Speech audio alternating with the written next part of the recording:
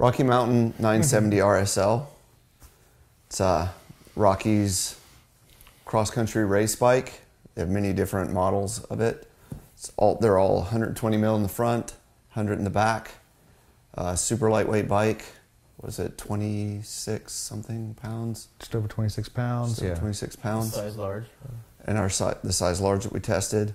What did you guys think? Yeah, you know, of the bikes we've been testing, you know, of similar travels, this one, in my opinion, felt the most like cross-country race oriented, and that's exactly how Rocky positions it. Yeah, it's a flat-out race bike. Like I love how steep you can get the seat angle. It's 75.5 in its steepest position with a 70-degree head angle. You do have a little bit more stretch over the front, but it's a bike that you kind of like lean out on and can just hammer. It's a horse-length suspension, full carbon fiber frame, and yeah, you pedal like you mean it on this bike, and it feels really good. Drawback being, it's not the most fun bike in the world to ride. Like we've had other bikes in that same category that kind of wheelie and manual and are playful, and this one's all business. And I don't mean that in a bad way. It's just long, planted, stable, Pure race-bred type of bike. Pedal the hell out of it, yeah. And it does that really well. You know, it pedaled really well, and the terrain we're riding on is so like loose and so rocky that I ended up using it in the open setting all the time. Yeah. By choice, however, I did experiment with the lockout that they had, which at times it left me wondering. I mean, is it only on there because, you know, the XC race mindset is that it has to be on there? Because I didn't feel like it was needed. I did the same thing. I tried it, and yep, that locks it out. But then rode the bike full open the whole time and did not at any point feel like, I should push the button for the lockout. Maybe if I was doing like a pavement sprint.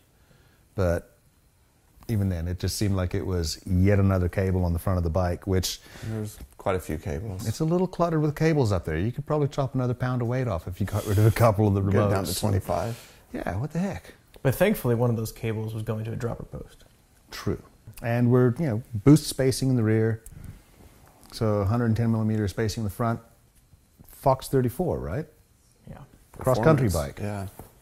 34 millimeter stanchions. We're noticing that's also becoming kind of a trend, but it's sort of taken the former identity of cross-country bikes, and they're all a little burlier now. Like they can handle some rough terrain. Otherwise, you're what? Full XT across this thing. It's race face cranks, but XT drivetrain with XTR rear derailleur. Yeah. On a $50 to $199 price point, which that's sort of, yeah, we try to aim, but it probably sounds horrible to some people to think that that's what you consider mid-market these days. Yeah. But that is sort of the reality. That's around where the XT spec is. And it's smack dab in the middle of the range for these guys. You can get a frame for $25.50, or you can get their top of the line $990 for $93.99 or somewhere in there. So it's just sort of right in the middle of their zone, and it's right in the middle of what is kind of what the average consumer is spending on a decent-ish carbon fiber bike these days. Yeah, it's a full carbon bike as well. Full carbon. I dug it. I liked it a lot.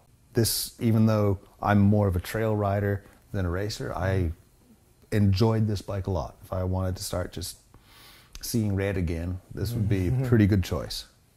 Yeah, I agree. I think for the price and the intended use, it's a spot on build.